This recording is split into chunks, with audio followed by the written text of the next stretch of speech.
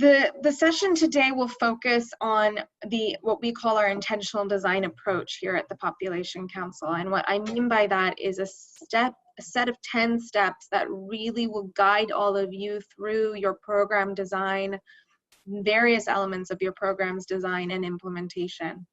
And all 10 of these steps are supported by various tools, exercises, worksheets that we have available to you. The earliest steps have to do with the girl roster. And so while I'll go through the entire model, steps 1 through 10, we'll then go back and reflect more heavily on how the girl roster works and what purpose it serves for all of you as you go out into the field. Now, I will say we did this session yesterday with the Zimbabwe team, and we had to unfortunately go through the girl roster bit of it a little bit fast. And I think what I'm going to try and do is not do that. I'm going to try and give it more time today. But that's why I'm suggesting that after today's session, we still have to set you all up with your own questionnaire for the tool. And my recommendation would be that we still have one more session where we just go through your girl roster tool, where all of you hopefully will have a phone in front of you to use, to look at it, to follow along with me, and answer all your questions about how this actually practically works. That said, I really encourage you as we go through today to interrupt me if you have any questions. The only way that this is going to make sense, especially at a distance, is if you guys ask me questions and give me an opportunity to answer them.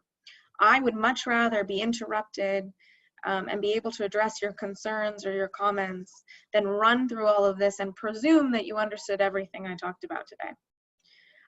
So just that would be my suggestion, is just please feel free to interrupt me if you have questions. Why don't we go ahead and get started with the first bit, which was, like I said, we're going to go through the intentional design model.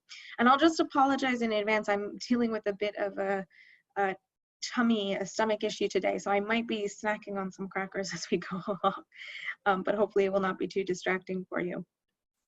So the basic model for intentional design, what I mean by that is this cycle, this process of collecting information so that every step of your model, of your program design and implementation is informed by evidence, is informed by information you got from the ground, you got from the communities and from the place in which you're working. The only way you can then really prove the efficacy of your program is through that information you collected. So there are 10 basic steps. I'm going to run through these steps with you 1 through 10 right now, and then I'm going to go into each of these in a bit more detail, okay? We talked about this last week, but the first step when you're thinking about designing or implementing a new program or expanding on an existing one is you have to figure out where are you going to work, right? And when we program for girls and boys who need our programs the most, we need to find where are the girls and boys that need our programs the most. So you're going to identify the places with the highest concentrations of off-track girls, right? We talked about this last week. If you look at subnational level data, and then within subnational level data, district-specific, community-specific information for Mozambique, you can find or make really well-informed choices and selections about where you're going to work and with whom you're going to program for, okay?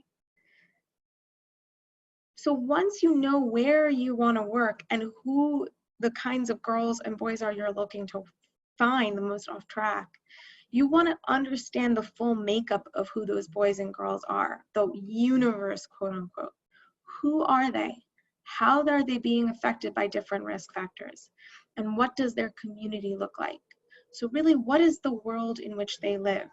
And how are they made up? So that means, what are their ages? What are their schooling status? What are the trends in their marriages, in their childbearing? What are the other risk factors that you wish to consider? Because all of that will not only inform you on which kind of girls you want to reach, but it will also inform you on what kind of programming, what kind of activities you need to build based on the kind of risks that they're facing. And once you get that picture, that idea of who all the girls are in the community, you're going to have segmented them. You're going to group them into these like situated or at-risk groups for intervention. And what I mean by that is 10 to 14-year-old girls is not a segment. 10 to 14-year-old girls still within that group are going to have vastly different experiences if, for example, they're out of school, or if, for example, they're working, or if, for example, they're living with neither parent, or any combination of those kinds of factors. So that's the level of specificity I am encouraging when you segment, thinking about the layers of experience within these age cohorts. You're going to then, once you figure out who the different specific groups are that exist in the communities, the places you selected, prioritize which ones you're going to work with. We talked about this earlier, also with your example of disabled girls. You can't necessarily program for every kind of excluded girl you want to. There's limited capacity, there's limited resources, it might not be your expertise. But you will figure out, based on the Aflatoon curriculum, the donor's prescription, the intention of this upcoming program, as well as your own abilities, your own strengths, who the priority segments are, right? Who you're going to focus your work on. And you're going to locate them. You're going to figure out where in the community are these priority segments, not only in relationship to each other. You need to know where they are in relationship to each other so you know how to build their cohesion, their social, their inclusion, their interaction with each other, but also where they are in relation to different features and facilities in the community. Now, why we say that you need to know where they are in relation to features in the community is because if there is something that already exists in the community that they need, let's say they are a married girl who is pregnant right now. Well, she needs health services, right? And if you're programming for married girls with children or married girls who are pregnant and you know they need health services, then knowing generally where they exist, where they live in the community in relation to the health services facility is going to be important to you. Are they far away? Are they close by? Do they feel comfortable going? Is it a place they feel they can visit? Or is it a place that feels exclusive of them? That's what we mean about understanding where they are in relation to the features of their community. And then you're going to recruit them. You have figured out where they are, you've figured out who you want to work with, and now you're going to intentionally recruit them. And what I mean by that is not all girls require the same recruitment method. You wouldn't recruit through a school out of school girls, right? You wouldn't go to a school to try and reach an out of school girl. That's a very obvious example, right? You wouldn't necessarily go to, let's say, a church to recruit girls who are maybe being trafficked or working in a red light district, who feel too ashamed, too embarrassed, or whatever to attend church. So that's what we mean about thinking about where it is and how the mechanism by which you recruit specific segments of girls. You're also going to, and this can happen simultaneous, think about, well, once we get these segments together, once we've recruited girls into our program, where are we going to have them meet? And we need to think of regular, safe spaces in which they can meet, right? And what I mean by regular is one that is available to them same time, on the same day, throughout the year. Safe means that it's somewhere they feel comfortable going to, that is theirs and theirs alone at that designated time. And no matter what, it has to be mindful of seasonal stressors and risks. And what I mean by that is there are things that happen throughout the year that will either heighten or lessen a girl's risk. For example, in northern Mozambique, you guys deal with a great deal of droughts. And I know, having worked with colleagues up there, that drought season tends to be a very risky time for young girls. They're often used to try and find resources and food and water for their family, and they take great risks, especially great sexual risks, to attain those resources for their family. If they don't have a space available to them, even in the midst of a drought, then the space is not serving its full purpose. So you have to think about year long, how are you going to make this space available to them, and how are you going to ensure that it is safe? And then who's going to support all of this, right? Who is going to help see this program through, help in its delivery, help in protecting and recruiting girls? And I would say this is where mentors become essential. Now, mentors can provide all sorts of roles. You can pick and choose what it is you want them to be responsible for or not responsible for. But I would say that they do serve an essential role because they make these girls feel that this program is accessible to them. They make these girls feel that the program is for them, and that they always will have someone to go to when they are in need. So mentors can help recruit girls, mentors can help deliver program content, they can advocate for them, they can provide emotional or physical support. They're a safety net in times of stress. We've seen in many programs we've helped support over the years that if those girls are in a moment of stress, that the first person they want to go to over all the other options they have tend to be their mentor. If it's not their own mentor, oddly enough, it tends to be other mentors they know exist in the program. And those are their first two choices. Their personal mentor or another mentor in the program. And we've seen this time and again, which really just goes to show the invaluable role a mentor can play. And then you're going to build meaningful content that's really tailored to their lives. And this is where, thankfully, this is available to you because you're working really closely with Aflatoon to create that content, right? To adapt Aflatoon's wonderful curriculum to the context in which you're working. So that step in many ways has already been taken care of you, which is great. Not taken care for you, which is great. Then you're also, again, thinking about on-ramps. And what I mean by that is the content that you're going to be delivering is going to cover a wealth of subjects: health, financial literacy, many things. And a lot of that is going to include or involve making sure or increasing girls' access to the resources that already exist in their community. For example, if you were creating a financial literacy program and you wanted girls to get to know how to save, create a savings account, that sort of thing, you would maybe introduce them to the bank. You would maybe want them to get to know where the bank is, how to use the bank services. And so you would need to work with that bank to create that on-ramp, that avenue into which the girls feel that they can access the bank and that the bank is there to serve them just as much as anybody else. And lastly, you pull it all together. And by the end, you have a per segment plan. And I would say that you'll see as we go along and continue to work with each other that this really offers a very sound basis for evaluation and measurement of program outcomes, because you have made every step of your design process as well as the ultimate content you deliver specific to the segment. So you should be able to measure and see segment-specific differences amongst these groups. Okay? So that's the model.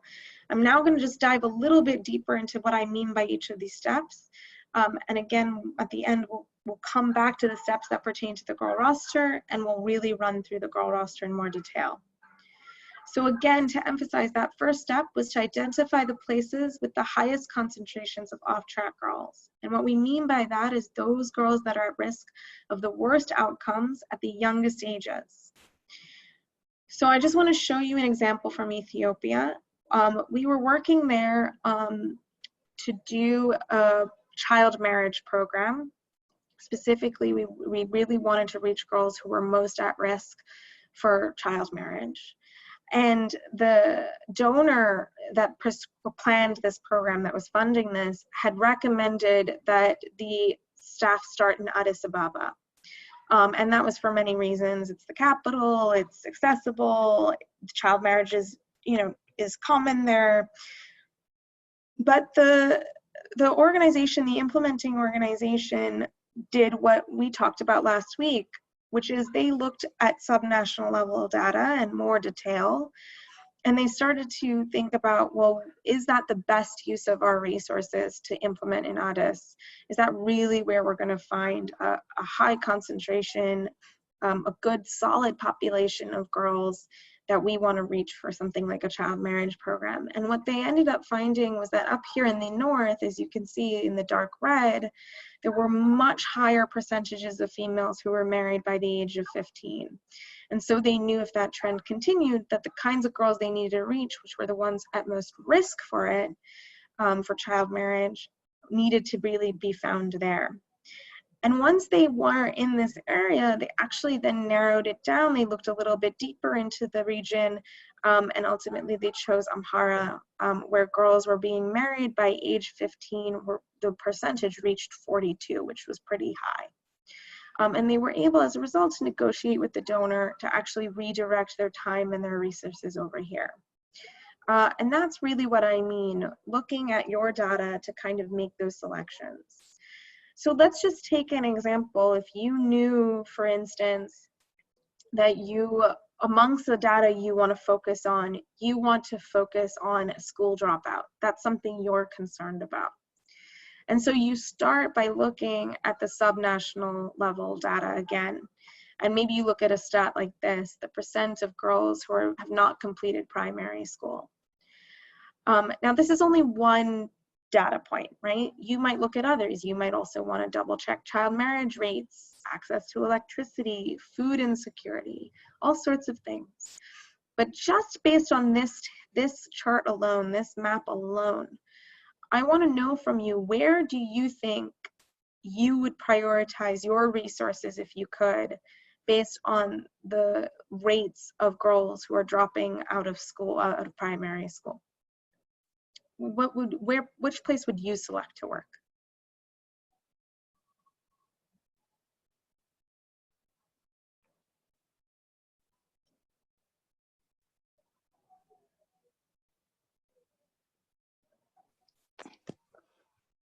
Hello? Yes, Celso. Go ahead. Yes. Looking at the figures, looking at the statistic here, I think Zambezia province is the most is the place with a higher level of girls dropping out of school.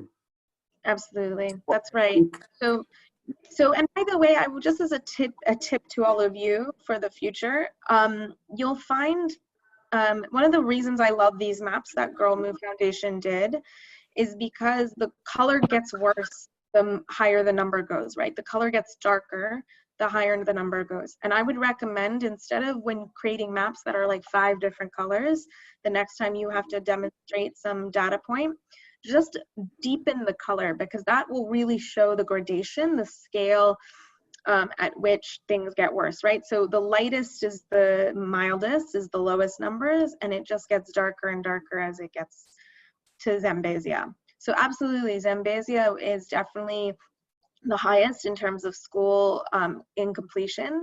Cabo Delgado and Tete and Nampula are not far behind, so you could equally prioritize them.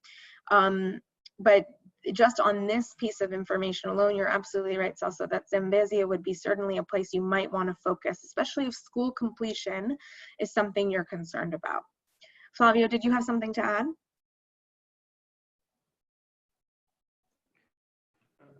No. Okay. So that's what we really mean by picking the locations with the highest concentrations. Now, again, it wouldn't stop here. You would then, let's say you said, okay, we're going to definitely work in Zambezia, and maybe we're going to also work in Cabo Delgado because it's not far behind. You're not going to be able to obviously program for an entire province. That's a lot, right? We have limited resources, we have limited time, we have limited capacity. But what you would do is, once you would make that selection, you could then look at local or more local data for these different regions and find out within Zambezia and Cabo Delgado, where are the worst districts, right? Which districts are facing these problems at the greatest height. Remembering that even though the average for Zambezia is 82%, it doesn't mean that all of Zambezia is hitting 82%. It means there's probably some parts that are putting it at that level and others where you don't necessarily need to focus your resources. Same would go for any of the other places on this map. So that's really the intention, is to help you start to narrow and get specific about where you want to work. So you just answered me on that question, so let's move on. So the next step on that list of steps we just went through is that you're going to see the full universe of girls in those places. Who are they? And the girl roster can help you with this. So this is where we'll get a little bit into the tool, and then again, we'll emphasize again in more detail at the end. Once you've selected, let's say it was Zambezia you decided you were going to work in, and you figured out the districts that are the highest priorities for you, you're going to select smaller walkable communities. You might remember I used that term, walkable communities within that district that you are then going to implement the girl roster in. It does not have to be everywhere in the district. It just has to be a good number of communities that will give you a picture, an idea of what is going on. Because once you have the data for enough of the bairros or enough of those locations, you can get a sense with simple multiplication of what might be going on in the rest. So let me tell you what I mean. How does the girl roster actually work? So like I said, it really helps you see the universe of girls in your program area. So once you know where it is you're planning to work, you can select a certain number of the communities that make up your program area and roster to understand them a little better. It divides the girls that they roster, that they document, into meaningful segments, this word segments again, according to key characteristics: their age, their schooling, their marital, childbearing, and living arrangement status. Now, the reason, again, you might remember from last week that those are the only questions we ask is because those already, tell you a ton of information about those girls' lives, right? They tell you a lot if she's in school, out of school, married, unmarried, having children, not having children, or living apart from parents. The other reason is because these are the basic promises. Remember, I used this word last week when we were drawing out Mozambique's off-track drawing. These are the basic promises she's been made at certain ages: to have a certain number of years of school, to not have to get married before a certain age, to not have children, and to have some level of guardianship too when she's still a child. So if these promises are already not being made, you can tell a lot already about the girl and how much needs she must have, okay?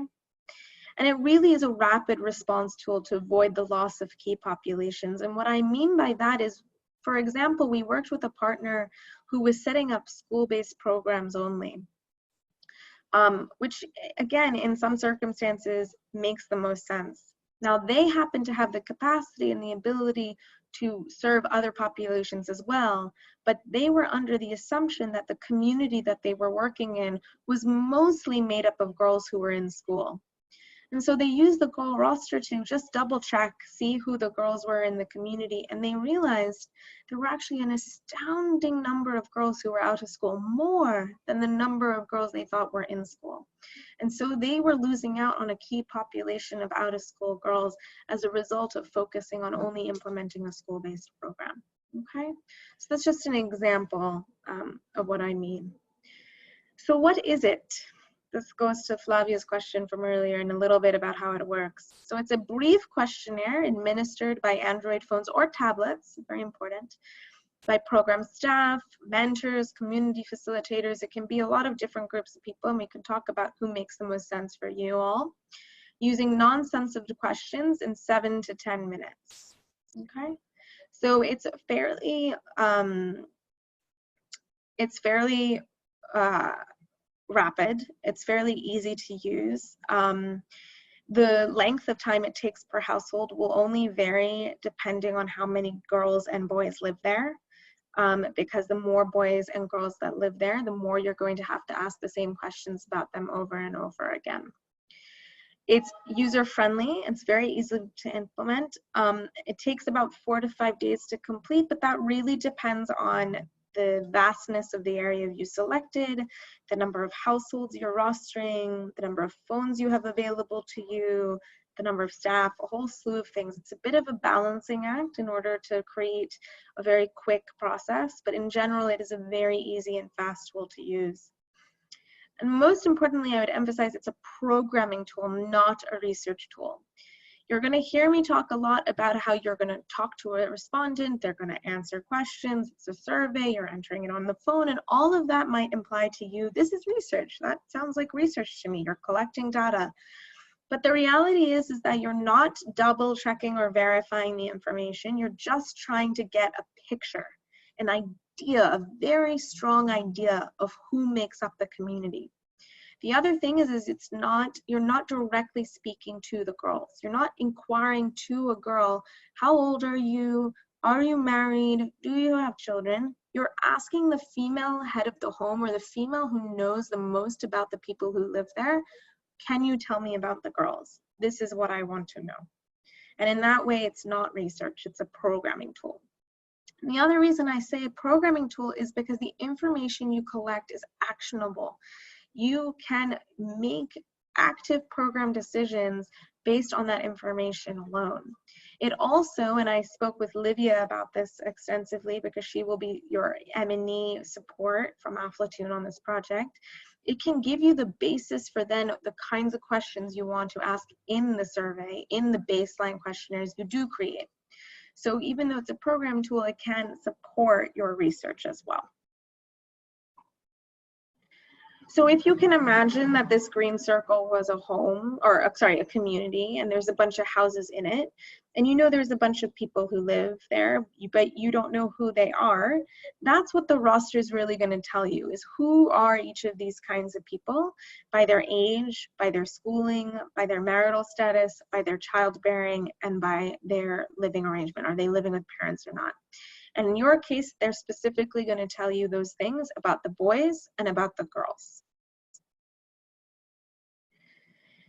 Okay, then you're going to, number 3 is segment the universe of like situated and at-risk girls, right? That was the 3rd step we went through. And the girl roster will also help you do this as well.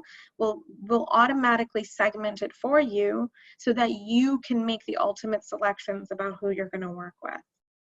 So if, again, this was the place you were, and you now have collected information about all these different people, the girl roster is about to tell you who and how many girls 10 to 12-year-old in school are, or who and how many girls 15 to 17 who are married and have children are. So that's really, as just 2 examples, that's really what the girl roster does. Another way of looking at it is this. If you were in a program area, this was your program area, it was made up of 3 communities, you had a sense of what it looks like, but now you want to understand who lives there. The roster would tell you in each of these places, for example, and it's just one piece, how many girls are 10 to 14 years old, okay? And in this hypothetical, you find out that there's 140 girls 10 to 14 in community C, 100 in community B, 60 in community A. So you know in your entire program area, there are 300 girls 10 to 14. And you asked that question because maybe that's the kind of ages you want to work with, are the 10 to 14-year-olds. But you can add a layer to that. That's what the roster does for you. Maybe you actually want to know not just who the 10 to 14-year-olds are, but who are the 10 to 14-year-olds who are out of school or behind their schooling level for their age, 2 years behind for their age. And so it helps you narrow that down even more. In community C, there's 85. In community B, there's 35. In community A, there's 20. So of the 300 girls that are 10 to 14, there's 150 that meet these other criteria. And maybe that's this group you want to focus on because you're interested on reaching those girls who are out of school or are really behind in the school. Okay, so that's what the roster does. I just want to show you what the information actually looks like when you get it. So when you get this information, you're going to go out, you're going to collect it, you're going to come back, it will upload this information online, and we'll talk about that more, and it will spit out basically what we call an output table. Now there's many different kinds of output tables it produces, but this is the most important one. It's our overview table, okay? So this was an overview table overview table for a densely populated program site of an HIV-affected community in Haiti. So a program that was working there was really interested in addressing the HIV risk of girls and young women in this community, but they needed to understand better who the girls were and in what numbers. So starting from the side, and then we'll make our way across, I just want to read to you how this table reads. First, you have your age groups. We have ages 6 to 9, 10 to 12, 13 to 14, 15 to 17, then there's a break, 18 to 19, 20 to 24. So a few important details about this. The reason we hold the 18 to 24-year-olds separate is because adolescents are really in that 6 to 17, 6 to 18 cohort. And this is where a lot for reaching girls before they go off track or reaching them when they're the most in need, these are the groups that tend to get the least amount of programming. And so that's why we put them down here and these groups up here. The other reason is because these groups, the 18 to 24-year-olds, if they're doing well and they're thriving, might be a pool of potential mentors for you. So you want the data, the information on them, but the way in which you use that information might be differently. Instead of recruiting them necessarily to be in your program, maybe you're focusing on them because you want them to actually work and help you implement the program. Again, this is all possible. It doesn't mean it has to be that way. The other thing I want you to notice is that these age cohorts are a little bit different in span. 6 to 9 is 4 different ages, right? 6, 7, 8, and 9. 10 to 12 is 3, 10, 11, and 12. And as you can see, 13 to 14 is only 2. The reason for that is what we talked about last week. You guys described that between these ages, especially 12 to 13, there tends to be a lot of life transitions a girl goes through. She might be switching schools from primary to secondary. She might be going through puberty. And so holding these groups different, the 10 to 12 versus the 13 to 14, can really help you identify potential trends or potential issues that you otherwise would go unnoticed if you grouped them all together. For example, if you take a look here, you'll notice that the group 10 to 12 is at 206 in school, and it suddenly drops off quite severely to 80 from 13 to 14. That would be something worth interrogating further. Is that just a fluke? That's just a difference in the population size? Or is that because there's actually a big amount of drop-off in school happening between these two age cohorts? Okay. Now, reading from the top, you've got unmarried and married. Okay, the reason we put those at the top is because those two categories, marital status from research, is the biggest risk factor we need to be concerned about when it comes to girls. If they're married versus unmarried, there's already a huge risk that they are facing. And so we start with that as the priority, not because we're focusing on married girls, but because it's the most important measure of risk amongst all of these. So amongst the unmarried, then, you have in school, out of school, and has a child. The reason has a child does not even concern itself with whether she's in school or not is because she has a child. That is already distinguishing her risk and her experience in a very different way, and in a way that it wouldn't matter whether she was in school or not. And in all likelihood, as we know from the communities we work in, she probably isn't if she has a child, right? Under in school and out of school, we have living with both parents, one parent, or neither parent, okay? And under married, we have has a child, doesn't have a child. Each one of these boxes, each one of these cells would be a segment, okay? You could also combine some of them if you wanted to, but each one of these constitutes a segment. So if I say that I want to focus on, 15 to 17-year-old girls, well, that's this entire span, right? From this number all the way to this number. And the girls over here are having a way different experience than the girls married and doesn't have a child, right? The girls living with both parents in school, unmarried, 15 to 17, is going to have a vastly different experience than the girl married and who doesn't have a child. So what we do is we say each one of these boxes is a segment.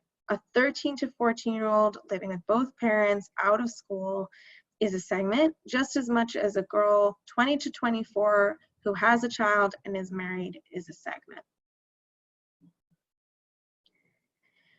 And then once that information's been collected, you're going to figure out, well, where are we going to focus our energies? Who is our priority, or which segments are our priority?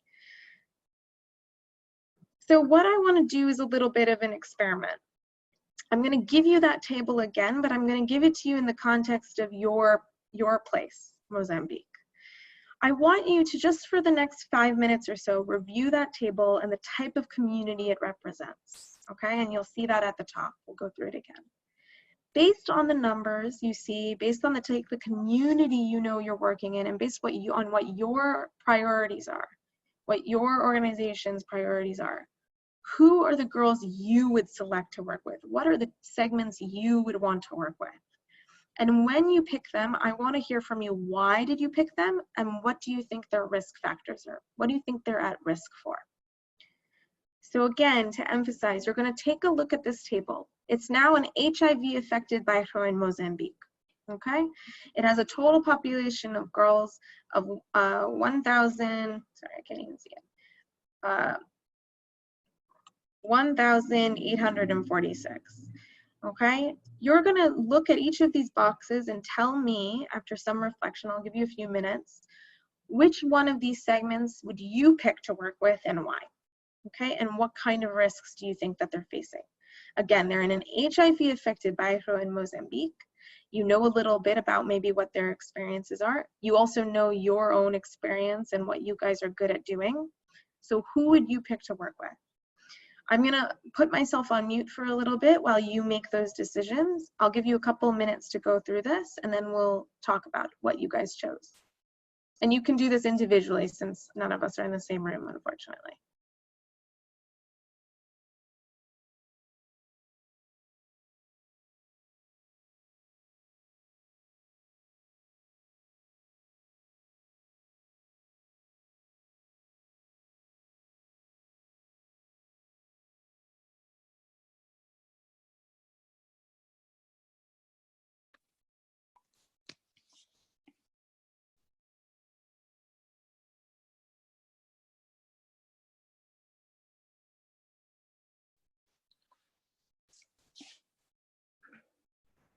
Hello, colegas.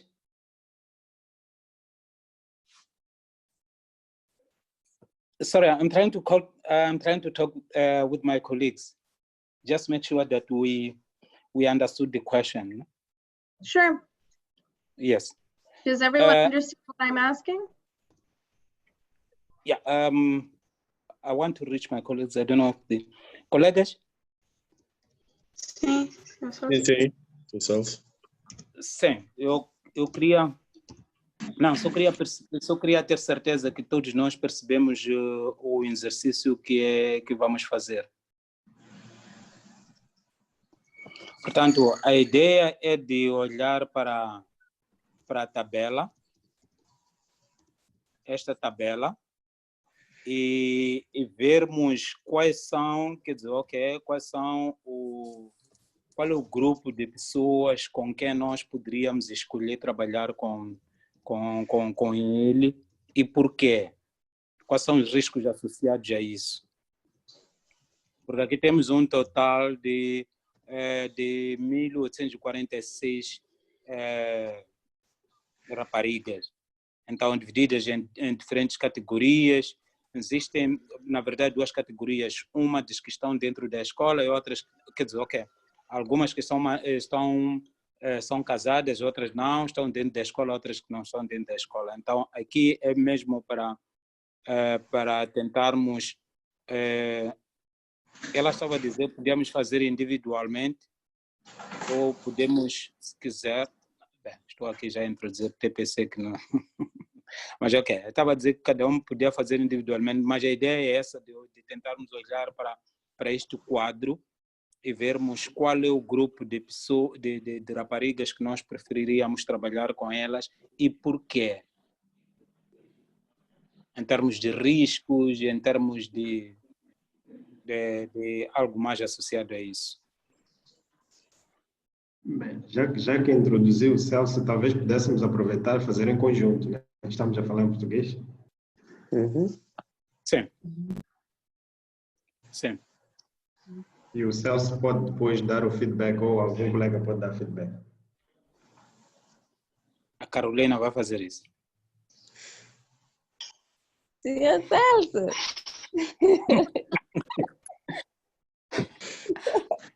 Ok, então, o que é que, assim, muito rapidamente podemos dizer?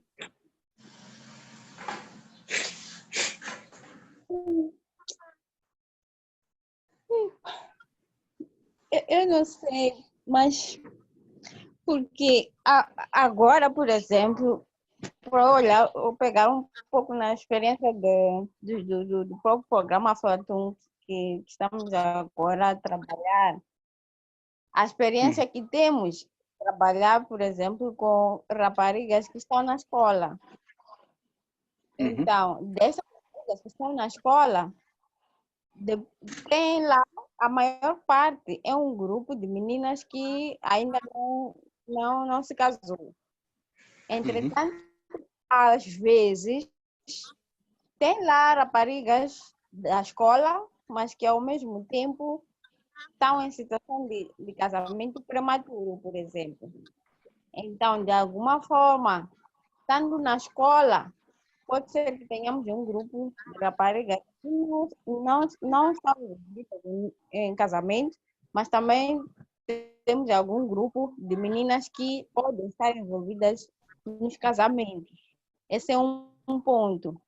Entretanto, há situações em que depois temos relatos que algumas meninas em idade escolar do segundo grau, por exemplo, já não vão à escola e estão envolvidas em casamentos prematuros. E também seria interessante trabalhar com elas. Agora, não sei como é que eu iria dar essa resposta, porque interessa-nos trabalhar com raparigas que estão na escola, mas também aquelas que abandonaram por vários motivos, como casamentos prematuros, uniões, assim como gravidez precoce. Como tu, Agora, assim. não sei se é possível termos os dois grupos, neste caso. Uma pergunta só. A Carolina tem acesso a essa tabela que está a ser partilhada? Sim, estou a ver aqui. Ok. Então, temos que ver os números que estão aí e esses números é que têm que nos orientar nessa decisão. Mas também aqui estamos a falar no contexto, não no contexto de casamento, estamos a falar no contexto de HIV. De HIV. Era um exemplo Ok. que eu estava a dar. Sim. Agora, em termos de números, não sei se eu estou a fazer uma leitura correta aqui, mas eu vejo que a maior parte são, estaríamos a falar daquelas que estão na escola e que não se casaram. So I think if I understood you correctly, Carolina, you're talking about the girls who are in school and unmarried? Sim, Celso, não sei se percebi. Yes, a pergunta. yeah, that is what she's saying. Yeah. So here's the thing though, that's still not specific enough, right? The girls who are in school and unmarried are still all of these girls. That's a group. The 6 to 9-year-olds who are in school and unmarried are still going to have very different experience than maybe these girls who are in school and unmarried. So what I'm asking for is you to be very specific and then explain to me why you would select those girls.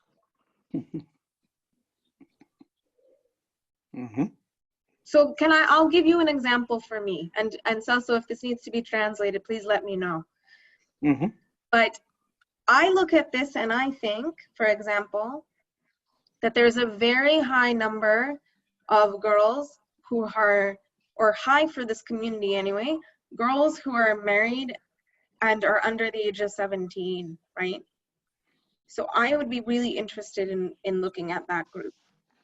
I also, because it's about, I'm focused on HIV, I would really be interested to reach these girls, even though they're older, but the girls who are married and have children 18 to 19 and 20 to 24. There's 102 in total. And the reason I say that is because I know that being married and or having children puts girls, we know this from the work we do, puts young women and girls at higher risk for HIV. So if my concern is addressing HIV risk, I would want to focus on those girls.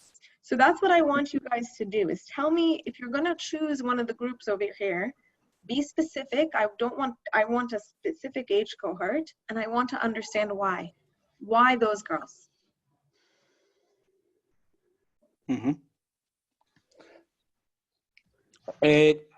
Colega Carolina, acho que ficou clara a ideia, né? Mais ou menos. Percebi que temos que justificar, por exemplo, porque escolheríamos esse determinado grupo, por exemplo. Sim. Sim. Ok.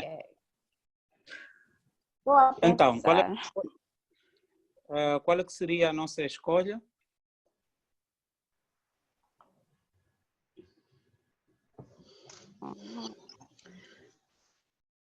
Bom, eu estava aqui a pensar.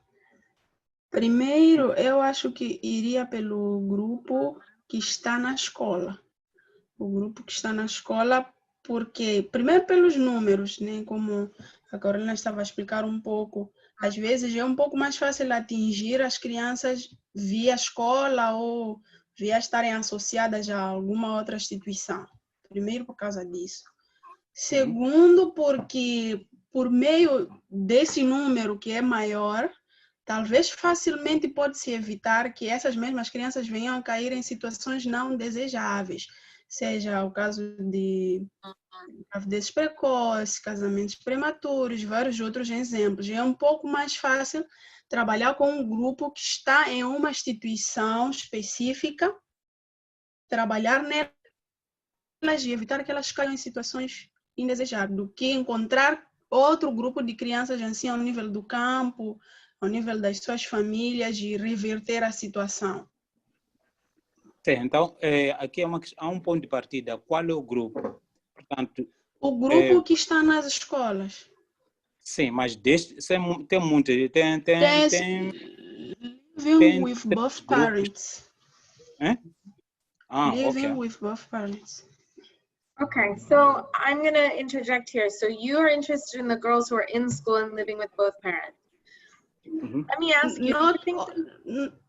Esse é o nosso consenso ou eu ainda só estava a expor?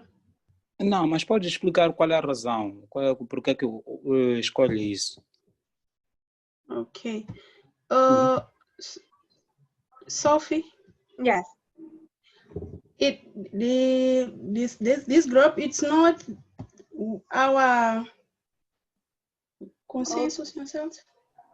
It's only my idea. It's only my idea.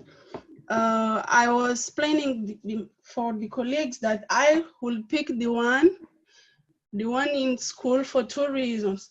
First, because of the numbers, because it's easy to work with children if they're at school, for example. It's easy to work with children at school, and it's not easy to find children in their families. So it's the reason why, for example, I will choose the one is in school, living with both parents. Okay. So Alice and everyone on the line, I'm going to encourage you to contradict and fight that instinct. You used the word easy, for example, right? But all along, we've been talking about how you have to think about the most critical, the most in need population, right? So just because this group is going to give you the highest numbers and is the easiest to reach, it does not mean they are the most in need. And if you want to really create change on the ground, you have to think about who are the most off track, who are the most in need. Now that said, There is a benefit in programming for this group, though living with both parents and in school, which means you can reach them before they go off track, right? You can reach them before they face a risk. And I'm not saying that that doesn't mean that they're not important, but this group is not the most in need out of all these groups that are here on the screen. Yes. I'm going to challenge you all a little bit as you continue to plan to think about the most critical populations. It's, yes, numbers are important. Yes, the ease of implementing is important, but that should not take away from the efficacy of your program. Okay? Celso, I think you had something to add. No. I was just saying, I was agreeing with you that that in fact, for example, you have situation here, especially those who are living, for example, living with the needy parents. It's not a small group, but also is the most exposed.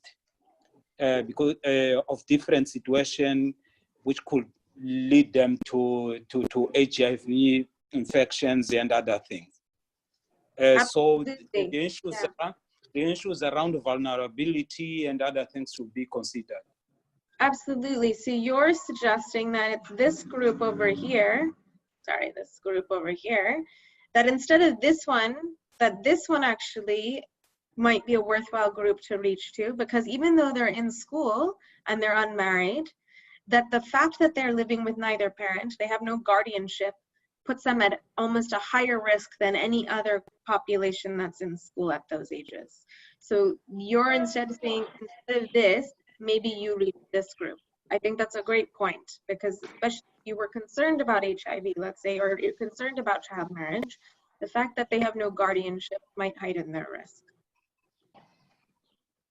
So it doesn't, there's no wrong answer, like I said, but I would just ask you to maybe challenge a little bit your thinking about what's the easiest to do or what's going to get you the highest numbers. Because the other thing that's really important to think about in this example is that the group, the group that the community that this represents is only one community in the program area, right? Which means for every box that is here, there is more in the other communities. So if you duplicate, let's say this community is like a lot of other communities. It's very similar in its makeup, in its culture, in its means of income. Maybe it's a very agricultural community like the others, right? If you know you're going to program in 5 different places and this one is like those other 4, then you would actually know that each of these boxes is more like 4 times the number that's in it, right? So it's more like 4 times this total amount is going to be found in the entirety of the program you are planning to implement it, okay? Which means the numbered thing is actually something you can reach even looking at the other segments. Yeah, I don't know if I can jump into the conversation. Sure. Chris, go ahead. Yeah, I think that we can also consider the girls in the age group of 15 to 17 and 13, 14 that has child. Those that have child also are in risk, but also I will consider the group of 18 to 19 with that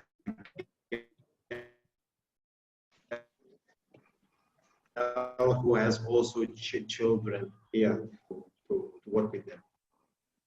Great.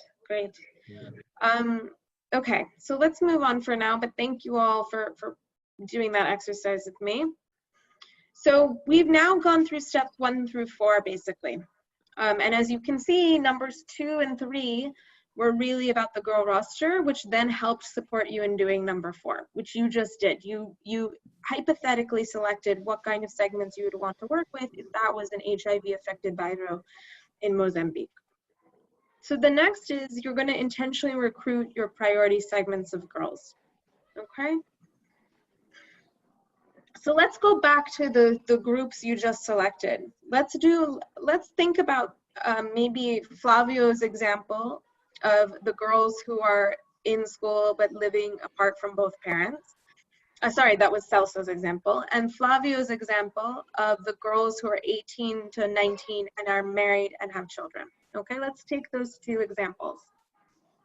Again, the girls who are out of school, in school and living apart from parents, and the girls who are 18 to 19 married and have children. I want you to think about how you would recruit them. Okay, those are two very different groups of people. Where you find them and how you recruit them is going to differ as a result. Okay, we're not going to do this in any kind of formal way, but just think for a second, reflect, maybe work again as a group. So if you want to translate, I welcome you to do so. Here are some options of how you could recruit girls, and there's many more, many more. But you could go through a school, you could go to the marketplace, you could speak to religious leaders, you could go house to house, you could use a peer network or word of mouth, a radio, work with a community leader or another, or any combination of these methods maybe. What method for those two segments, the in school living apart from parent girls and the married has children girls, what methods of recruitment would you use? What do you think will be the most effective in getting those girls into your program?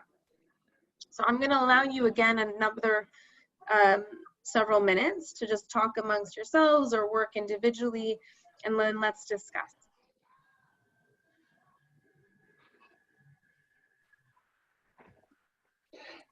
Ok, thank you. Colegas, a questão está clara, né? Uhum. Sim. Não sei quem queria, porque primeiro selecionamos estas duas categorias, aquelas que estão são crianças vivendo sozinhas, né? Depois temos o grupo em que Flávio estava-se a referir. Então, estava-se a perguntar qual é o método que nós iríamos adotar para engajar a elas, para recrutar a essas meninas.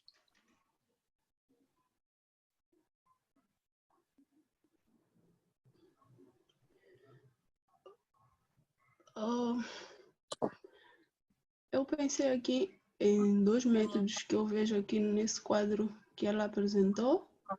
Tem esse de house to house, porque é algo que funciona muito em identificação ou qualquer outro trabalho na comunidade. E também o outro que penso que aqui não está mencionado, não sei, mas que é... Não, penso que está mencionado que é através das lideranças comunitárias ou chefes. Community leaders. Sim. Sim, mas aqui temos de olhar para o pró e o contra. A partir daí, okay. Então, se tivermos mais pró do que contras, então podemos ver qual é o melhor. Yeah. Yes. So you actually don't have to do the pro and cons if you don't want to. It's okay. I'd rather hear kind of just the final decision on how you'd recruit. I'm sorry, this is a little distracting, I know, but you don't have to do that. I think if I understood, you were suggesting Alice was suggesting house to house. For which group was she making that suggestion? It's children.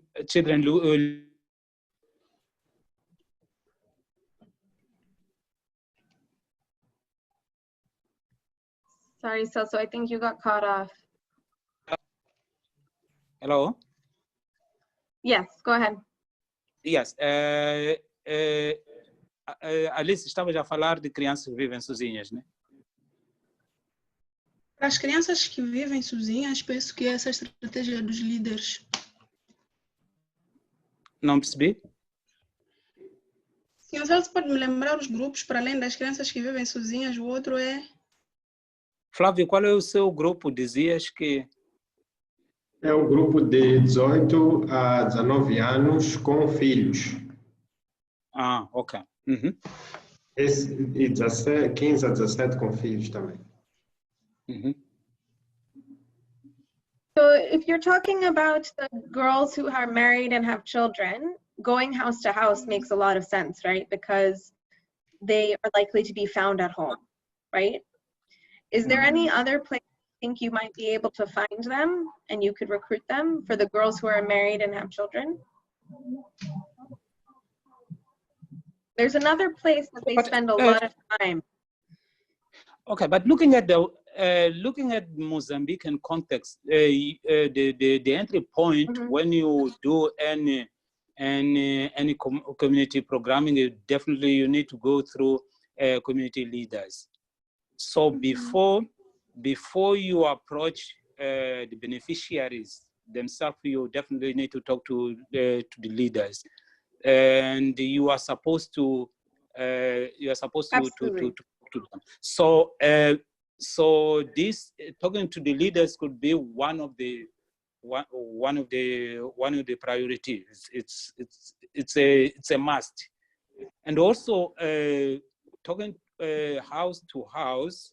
Yes. is also a way for you to approach some of the, because people sometimes are sensitive of many issues. So definitely when you talk to them house to house, you should be able to deal with their concerns. You should be able to respond to some of their main priorities that you could not do. For example, if we try to approach them in the schools or in the marketplaces, things like that. So our experience is that before you go for other strategies or measures or whatever, so definitely community leaders, house to house, so that you can deal with them. Great. So a couple things just to think about. I absolutely understand, I've worked in Mozambique before, that community leaders, it's only appropriate to approach communities first by going through a community leader or chief. However, sometimes when you use that community leader to then make selections, you ask them to make recommendations of girls they think you should be in their program, they think you should be in your program. What do you think they're going to do? They're going to choose the girls that they know, or the girls that they take pride in, or the girls that are their relatives, their friends. They're going to choose typically the girls that do not need your program the most, okay?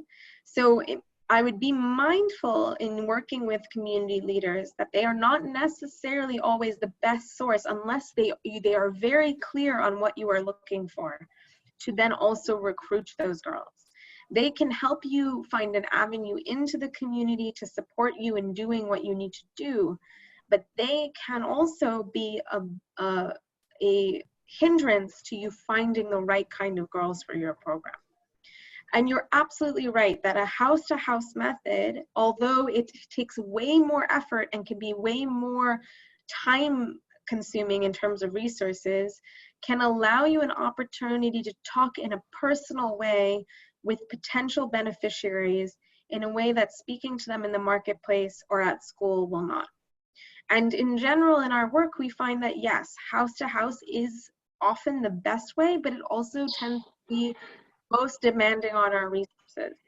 So that's why we encourage you to think about how are you going to complement that method, because sometimes house to house is too laborious. It takes too much of our time and our resources to do.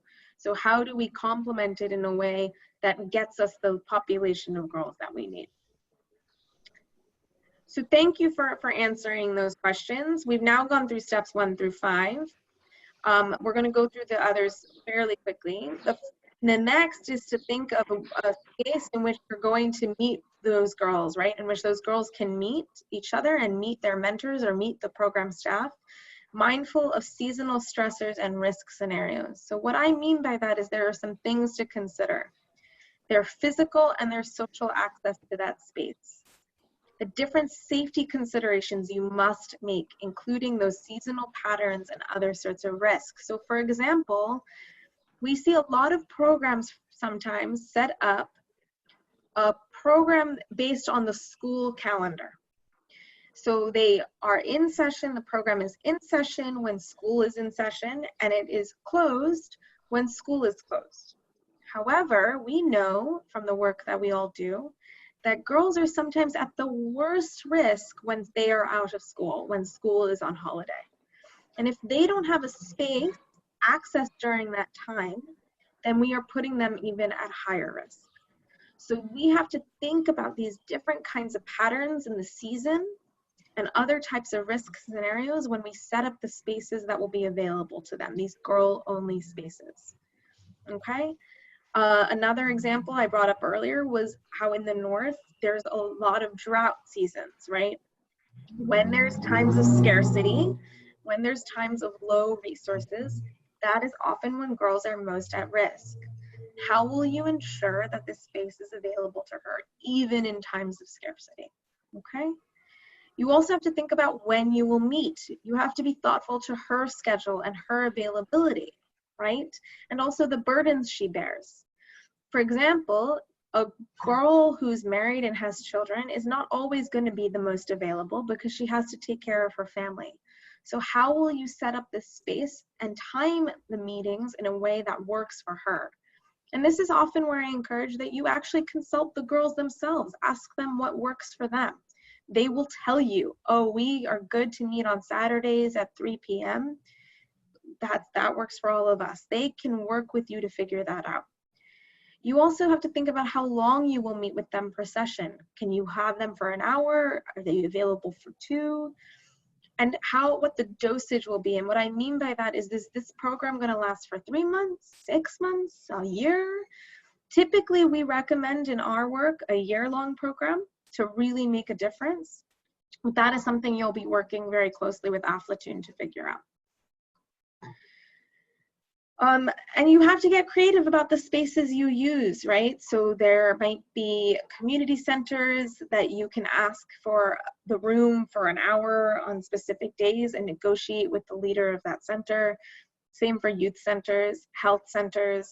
You might set up the program in the school, but only after hours or during the school day as part of the formal school content. It might be in the home of the village leader. We've even seen some programs meet under a tree. You know, that tree is a favorite spot for all the girls. It works for them. That's where they want to be. And so they all meet under that tree. So that's steps 1 through 6 now. We just did 6. And then you're going to think about how you're going to build Indigenous social support. And what I mean by Indigenous is local. The girls who serve as mentors for these participants have to be people who understand their experience, right? So they should be local, either from the community or nearby the communities in which you're implementing your program. And I just want you to, this mentor piece is very big and we're not going to go through all of it today. So what I just encourage you to do is think about a mentor you have had. Maybe you had that mentor when you were young. Maybe you have a mentor now that's important to you. What value did that mentor add to your life, right? What purpose has that mentor served you in your life? And in our work, in our research, we see that mentors for girl groups can really offer 5 very key roles. They can offer girls safe access to programs, right? If they're there, then girls feel like they can come and they'll be safe to attend. They can increase participation. So think about when you've gone to a space and didn't see anyone else who looked like you or felt familiar to you or made you feel comfortable. Then you probably did not want to go to that place again. But a girl who you've gotten to know, is slightly older, you feel protected by, can really increase your regular participation in that program. They can strengthen the learning environment. They can help support these girls in learning the material that they're going to be learning, right? And really help them understand it more fully. They can engage in the community, allow an avenue for either your program to really become engaged in the community and build community support. And that's because these mentors hopefully have positive reputations in the community. They are familiar, they know people, and so they can be an avenue for that. And they can deliver sustainability through cascading leadership. And what I mean by that is the sustainability, the longevity of your program can be built around the mentors, because the mentors can continue to graduate and build experience. And with each graduating group of mentors, new mentors can come in, right? And by the end, you have a whole group of mentors who are serving your program. They might even become program staff because they gain that wealth of experience. And in that way, mentors also benefit from the program just as much as participants do. There's a couple of things we suggest as selection criteria: that they be slightly older, that they be geographically accessible, meaning local to the communities in which you're working, that be representative of the segment you're working with. What I mean by that is married girls should have a married mentor so that the married mentor understands their experience.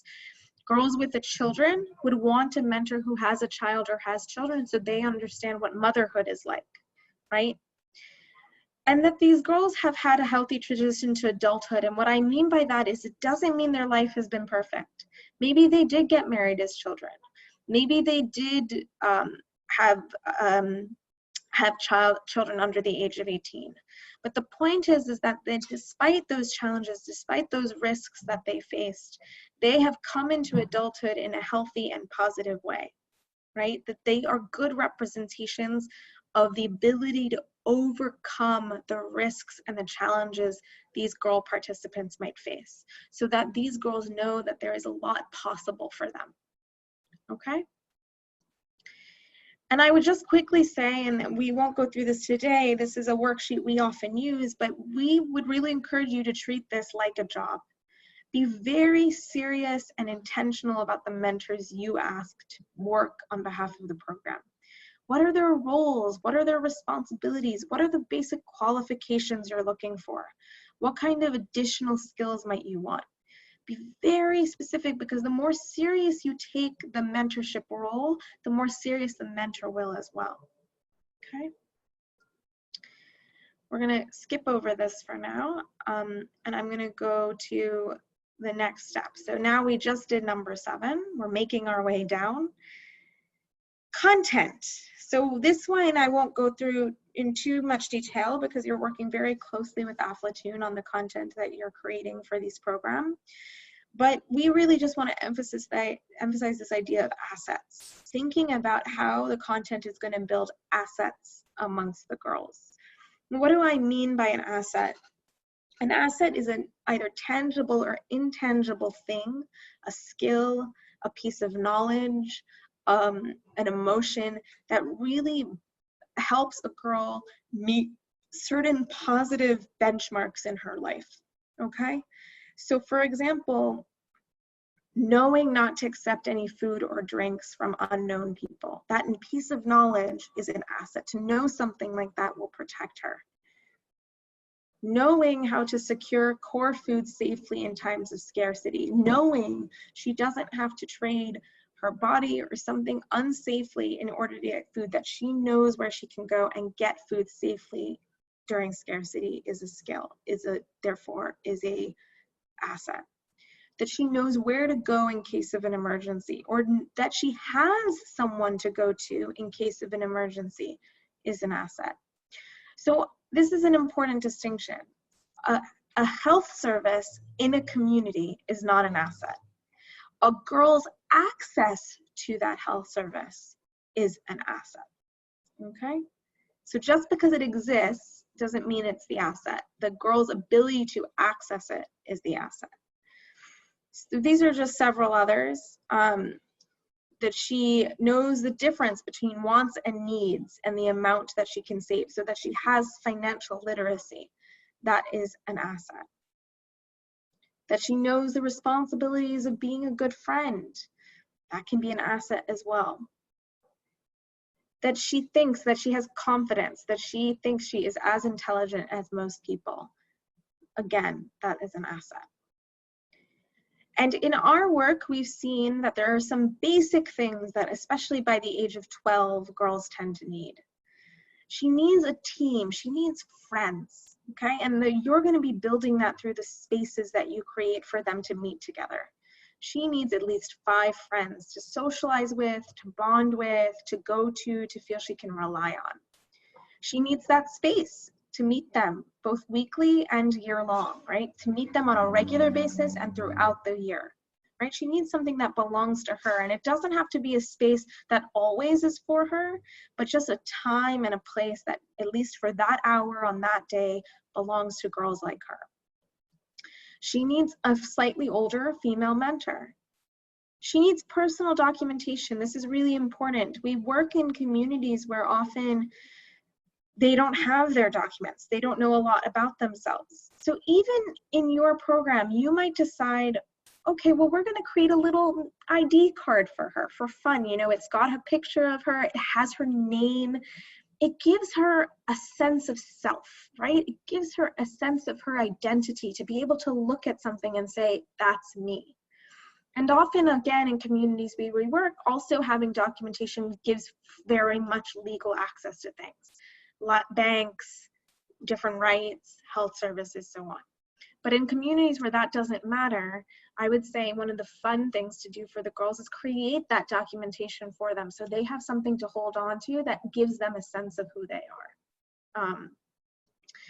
Channels for community engagement, opportunities to be a bigger part of the community, to have voice, to participate.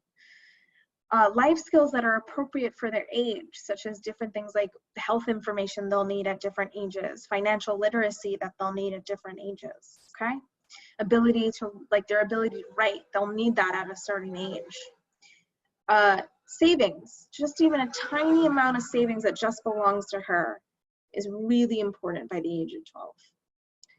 A context-specific and age-appropriate safety plan. So again, in times of heightened risk or scarcity, that she knows exactly what she needs to do to keep herself safe and keep herself full. And comfort with and competency in using technologies. And I think this becomes increasingly important as communities we work in, even the most impoverished, rely more and more on technology. That she knows how to use it, that she's comfortable with it. It's not only protective, but it can help build a skill set that then maybe helps her get safe work. And the reason this all matters is because we have seen studies that show what these assets can do. So if you have a space, if you have mentorship, if you have trust, if you have negotiating power, confidence, communication skills, literacy, and so on, we have studies and research that shows that all of these contribute to things like increased school completion, delayed sexual debut, reduced child marriage, reduced gender-based violence, fewer pregnancies, and reduced STI and HIV risk. So that's why taking an asset building approach can be so helpful. It's also highly measurable. If you think about just the most basic sense, that example earlier of she needs a team, she needs friends. You could measure at time 1 when the program started, she identified she had 1-2 friends. And at time 2, a year after the program started, she has 10 friends now. Done. You have proven that she's increased her number of friends, and research will tell you that an increased number of friends decreases these types of risks. So that's the other benefit of an asset building approach, is it's very measurable and it's an easier thing to evaluate. Sophie, can I add something about Yeah, the asset? absolutely. Go ahead, I saw that. So if you don't mind coming back to the slide where it talks about ID.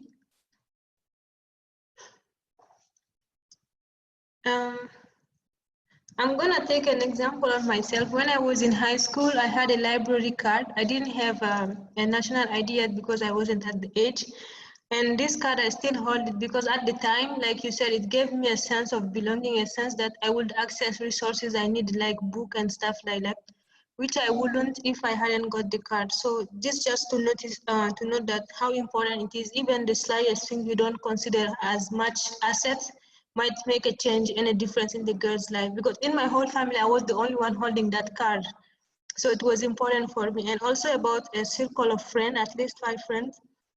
I have met girls who when they go through, and they are married, they are adolescents, but because they live in a community where your problem about marriage, you have to undergo them. What they just needed was a friend to talk to or who would listen to. And they didn't have that. And some of them ended up developing postpartum depression.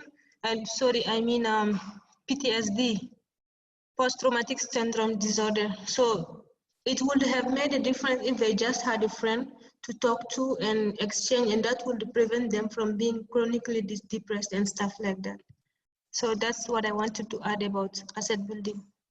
That's so great, Aisata. And yeah, I think using your own experience, this can be very relatable.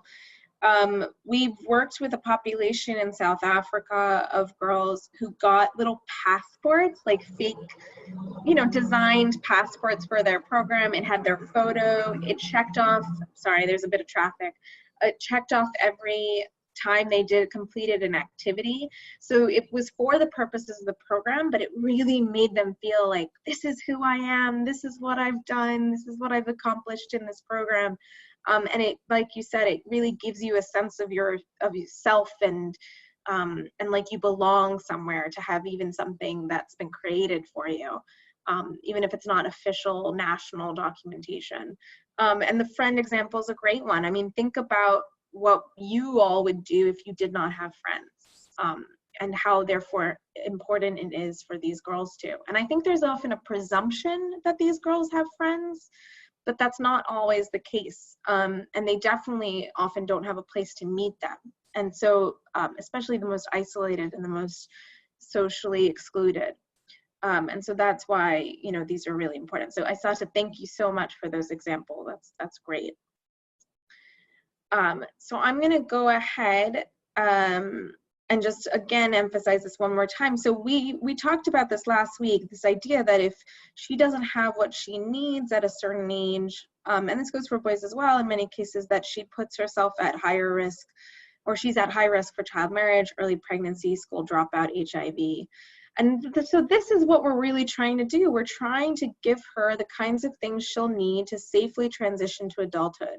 Include reproductive health access, education, a supportive environment, financial assets, inspiration, all kind of being delivered by both our program and by a girl mentor of some sort, in order for her to safely make it over on the bridge and minimize her risk for these different things. So we've now gone through 1 through 8. I'm not going to spend time on this today, but I want you to think about, in relation to those segments you ultimately select, how are you going to actually build those assets? A lot of it is going to come through the Aflatoon curriculum, but a lot of it will also pertain to the resources that already exist in your community. And thinking about, how do you make sure that those resources actually benefit the girls, make a real difference in their lives? So we won't go through this today, but I would really encourage you to think about it in the coming days. And I will send you these slides and encourage you to talk about it and come back to me if you have thoughts. The last step, as I mentioned, is you're going to pull it all together, right, into a segment-specific planning. So this is, in summary, what we just discussed. Key segments of adolescent girls brought together in segment-specific, girl-only spaces in which vital assets are built with the support of mentors to increase access to existing resources, build new access in those walkable communities. This, in summary, is what you are trying to achieve. So if, for example, you were working in a community and these were 3 of the segments you selected, how are you going to build those different access points? You know these are the resources that exist. Now you have to think about, how do you create adaptations amongst each of these resources to make them more available to these different segments. Okay, and I won't go into this in detail, but I'll give you these slides to consider.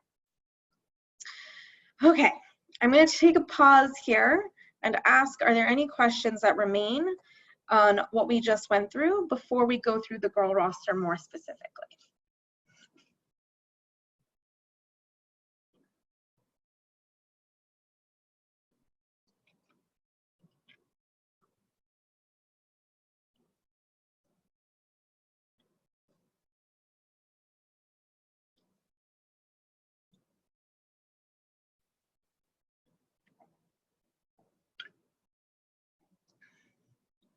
Okay. If there's no questions, then we'll move on. We have about 25 minutes left. I'm going to run through this. I'm going to try not to go too quickly so that you feel like you're absorbing it, but we will go through this again, and it will be specific to Mozambique next time, okay? But right now, we're going to talk about the girl roster and how this is all going to work, or how the tool really functions. We've talked about this already, so I'm not going to go through this again. I'm going to just skip ahead to the questionnaire itself and what you will need. Okay, so the girl roster, as I mentioned, is set up on Android phones or tablets. To set it up, you're going to need a Gmail account. I recommend highly that you use create a whole new non-personal account for the purposes of this tool.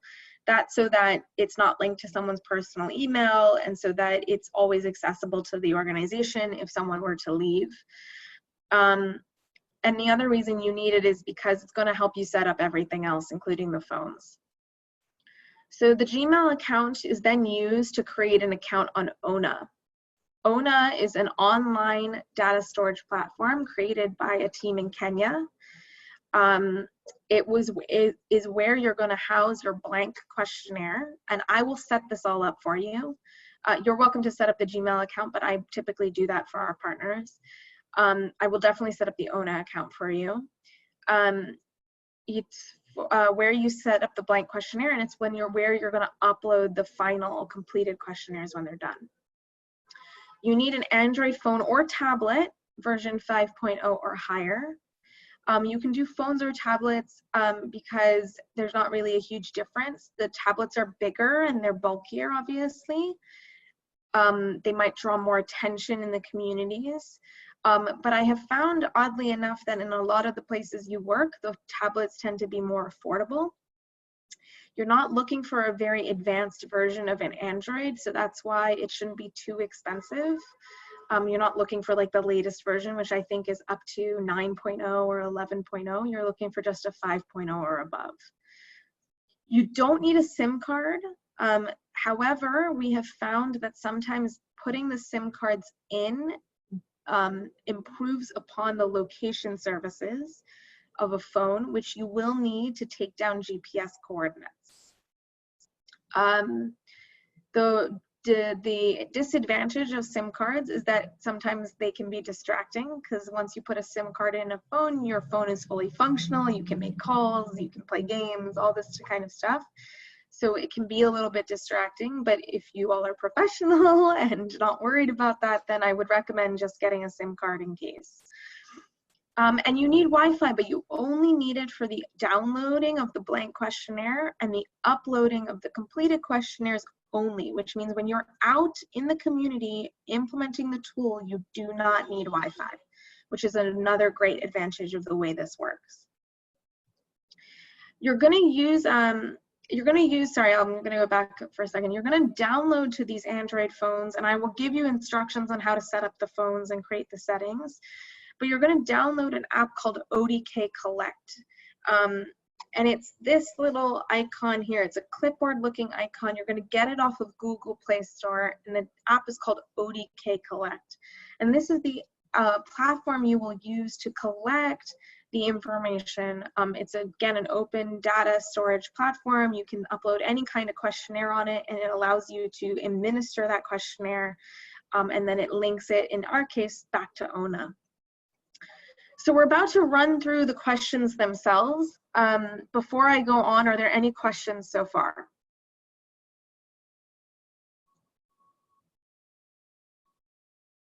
Okay.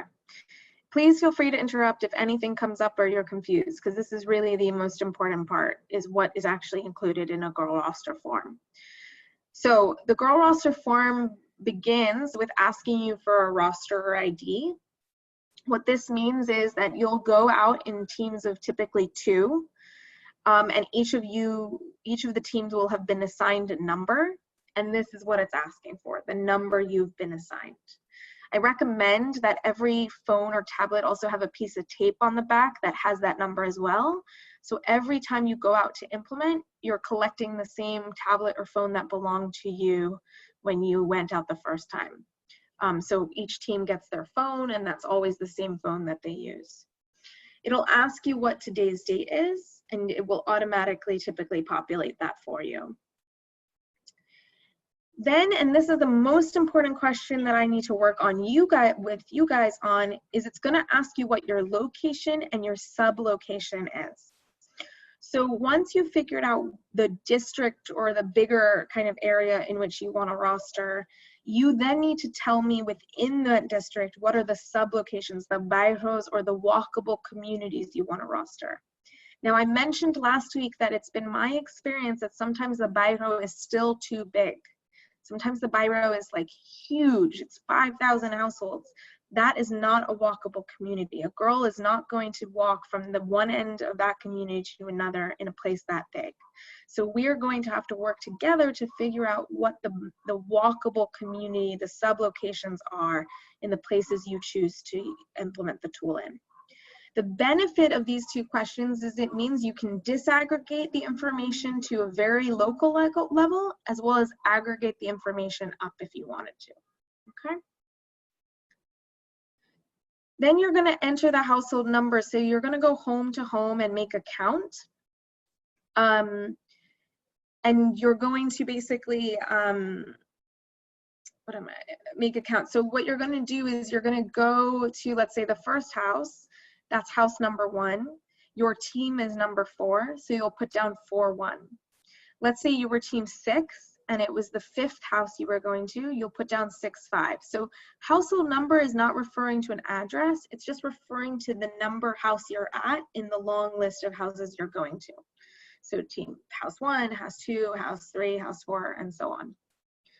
You're gonna, at that point, you'll probably have approached the home and you're gonna talk to the person who's there and introduce yourself. As a team, Mona Sanana, I really recommend you guys agree on what it is you want your introduction to be. You might describe your organization briefly. You might, let me plug in my computer. You might describe your organization briefly. You might explain, you definitely should explain why you were there, that you're here to ask about the girls and boys who live in this home, that the information will be used to help you better design programs in the community. You should definitely mention how long it will take. It is really important you do not overpromise on why you were there. Don't tell them, oh, we're going to do this for you, or we're setting up this program for you, because they will get attached to your promise. So I think we've all done this before. If we've done any kind of household survey, it's really important you don't promise anything. What you can do is every time you go out, you could carry with you a pamphlet of information or even just a piece of paper of information that details existing services in the community, so that if they say to you, oh, I need this, oh, I need that, you don't have to give them anything directly, nor should you give them anything, but you can hand them this information that identifies things that might be useful to them, okay? Maintain that distance and that professionalism, because it will affect ultimately your information collection if you overpromise to them what it is you can deliver. And then you're just gonna ask to interview, you might already be talking to her, but the woman who knows the most about the family, or the oldest or eldest woman in the house. Now, it's really preferable you speak to a woman. That's because we've seen that typically the women know the most about the people who live there.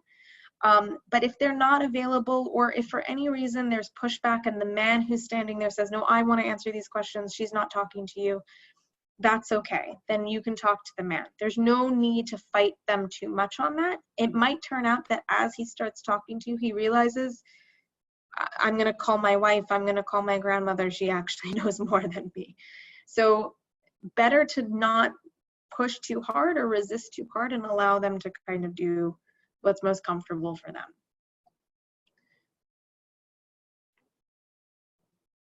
Sorry. And then you're just going to confirm they consent, right? Are you good to participate? They say yes, great, you can keep going. If they say no, it will skip to the end. And if they say no, you know, you say, oh, I'm so sorry, thank you, why, you know, you might ask them, why do you not want to participate, because that might help you. You can make a note at the end, they didn't want to participate for this reason, and you move on. No need to push back on that or push them too hard on that point. But if they say yes, then the next step is to just quickly identify who they are. Are they the grandmother, a mother? Are they another woman in the house, an auntie? Are they a grandfather, a father, or, you know, again, another man in the house, an uncle, for example? And you're going to identify how many people live in this household. So this is the most important step. This is where you're breaking down who lives here, so you know how many times you're going to need to ask questions about the boys and the girls.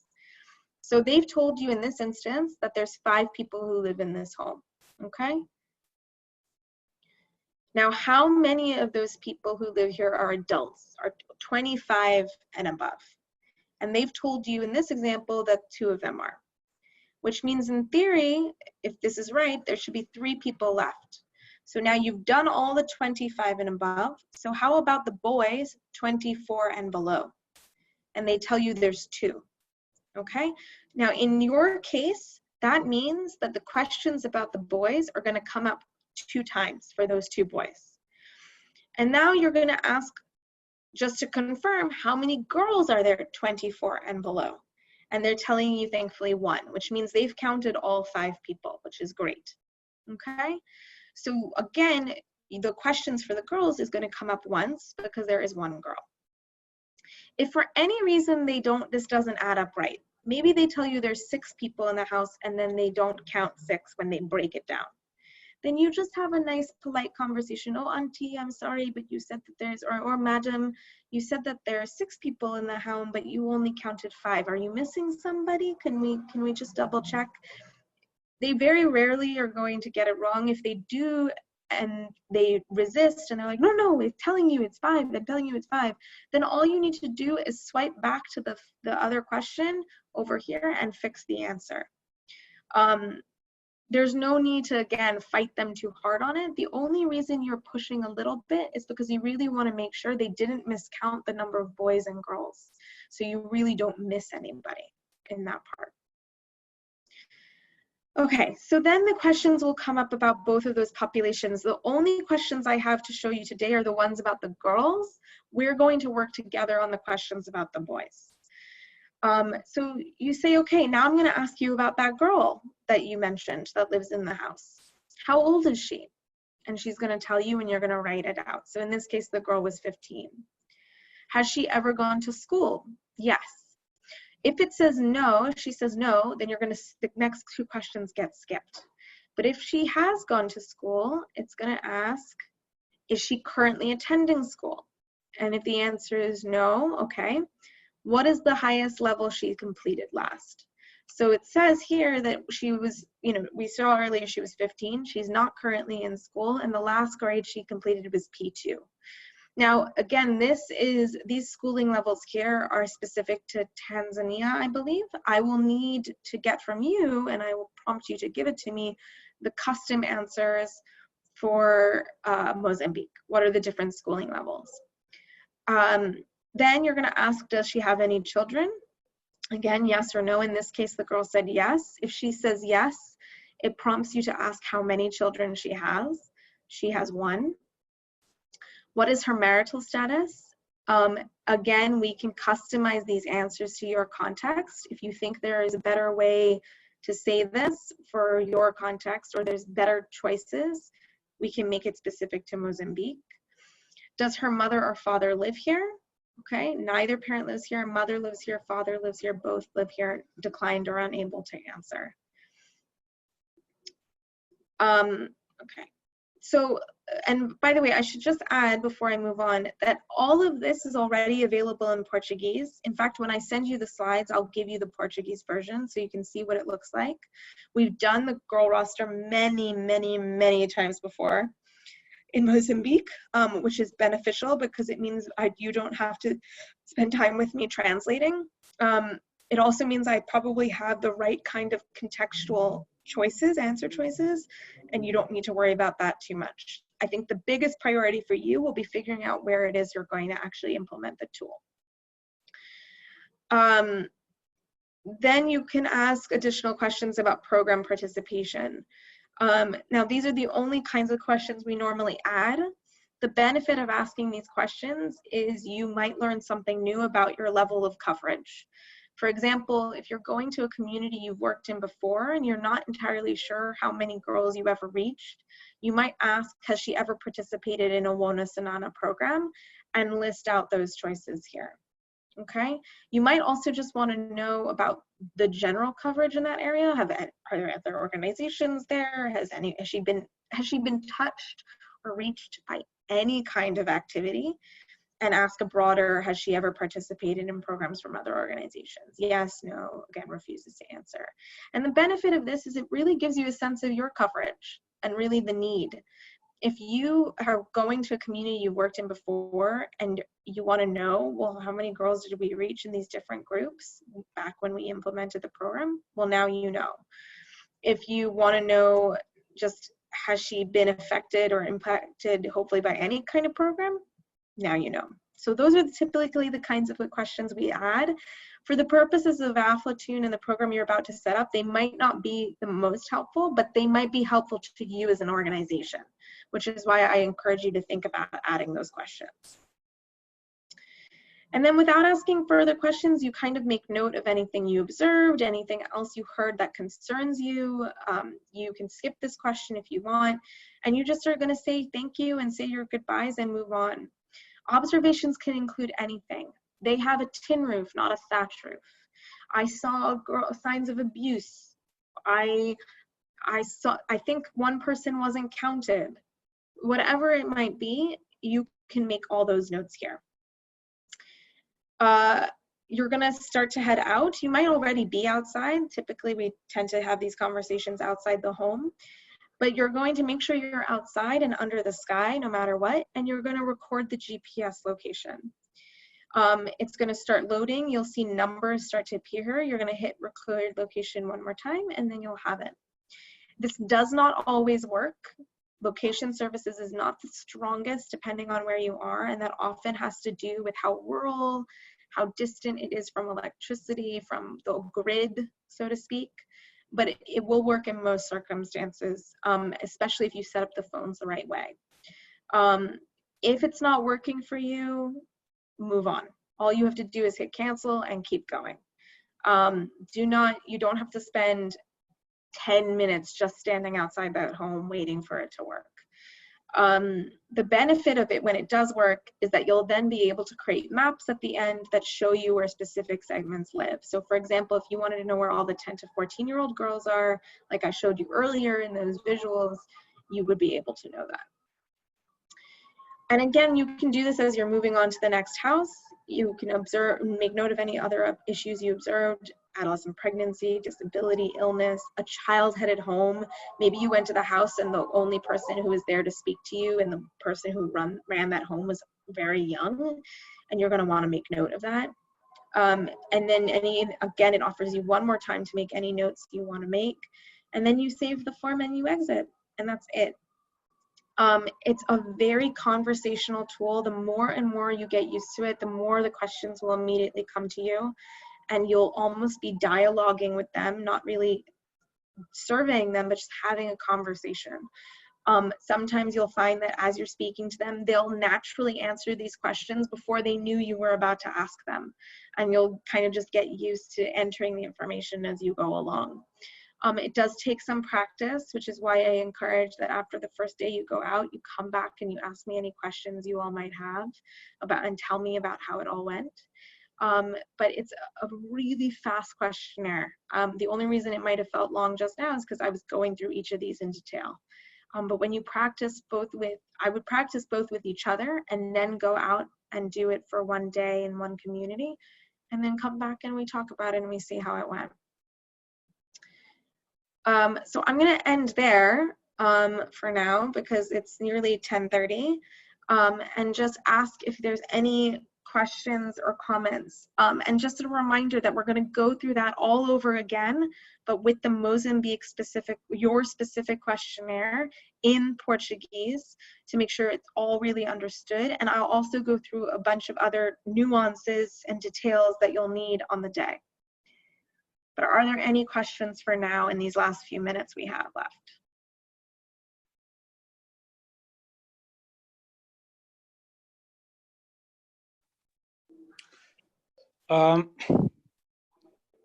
Sophie, thank you very much for taking us into this beautiful journey. It's not necessarily a question. It's a comment on the asset issues. Mm-hmm. My feeling is that because usually as we are used to look at the asset as something physical, some things that we can touch. Mm. For example, we are used to use, you know, when we talk about health, we look at the hospitals, we look at all the infrastructures, facilities.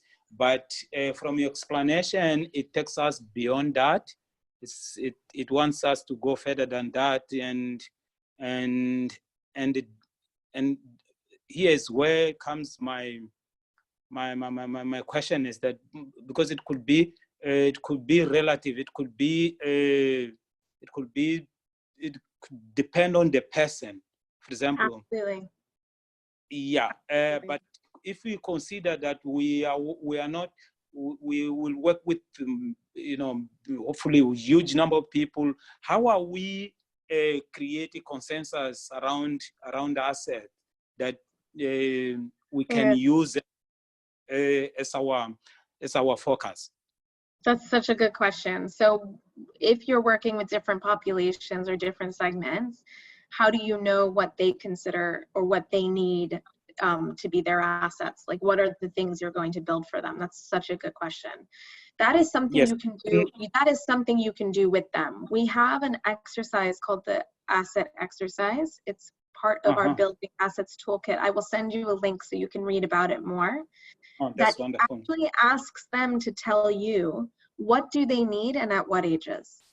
And that will help you then narrow down. And it's about 100 different cards, 100 different assets that our research tells us is really important to adolescent girls. But what it does for you is, because you can't build all 100, is let's say you do it, if they then identify, well, where do these assets fall in terms of ages? Like, when do we need this by? And if you know the girls you're currently working with who are answering this question are, let's say, 14 years old, then they've now narrowed it down to 14. And amongst those, you then start to look and see, well, what are the ones we can build? And I think especially I would tie it to the Aflatoon curriculum. If they emphasize, for example, well, we need all these financial, economic related assets, then you're going to really focus on the pieces of Aflatoon's curriculum that perhaps emphasize that, right? That emphasize those assets. But you're absolutely right. It's hard to determine what girls need without actually asking them themselves.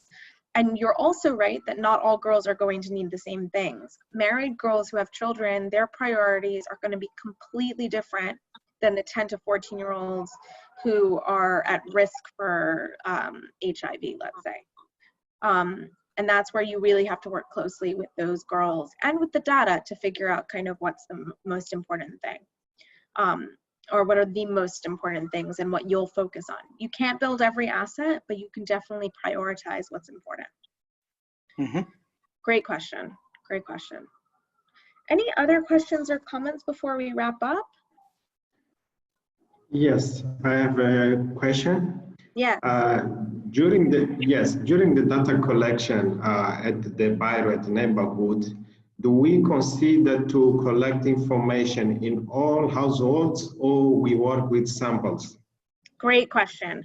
So because you're going down to the walkable community level, you're hopefully talking about communities that are no more than 200, 300, maybe 500 at most households, but not big, right? These are not big areas. You are going to go to every house. Now, it doesn't mean every house is going to respond. Some might refuse, might not consent, others might not be home, but you're going to try and choose the most optimal time when people are around. We've made that mistake before where we've gone thinking everyone's home, but everyone's at the marketplace at that time. So you have to really strategize, and you're going to make sure you go to every household. Absolutely. And that is also the difference between this and other tools. You're not taking a sample. You're doing every home in the community, but you're not doing thousands upon thousands of houses. You're doing hundreds upon hundreds of houses, which is a bit more manageable. Okay, one last question. How long usually this inquiry take per household? It normally takes 7 to 10 minutes, sometimes even faster. It depends, as you can imagine, on how many boys and girls live there, because for every boy and every girl, you're gonna have to ask the same questions over and over again. So if it's a very big home with a lot of children, you're gonna probably ask, it will take you just a little bit more time. But in general, it's really fast. And we've found that with a team of, I don't know how many you will be, but in a team of, let's say, 10, pairs or even 10 individuals, it can, you could still easily do an entire community of 200, let's say 200 houses in half a day, in like something like 4 to 6 hours. It goes by very quickly. Okay, thank you. Thank you. That's a great question. And we're going to talk a lot more, Flavio, next time we meet about the logistics for your specific places. But that's going to take some work from all of you to help me identify where it is you're going to actually implement. Because then I can give you much more specific guidance on how to actually do this for your communities. But right now we're still kind of operating under a broader understanding.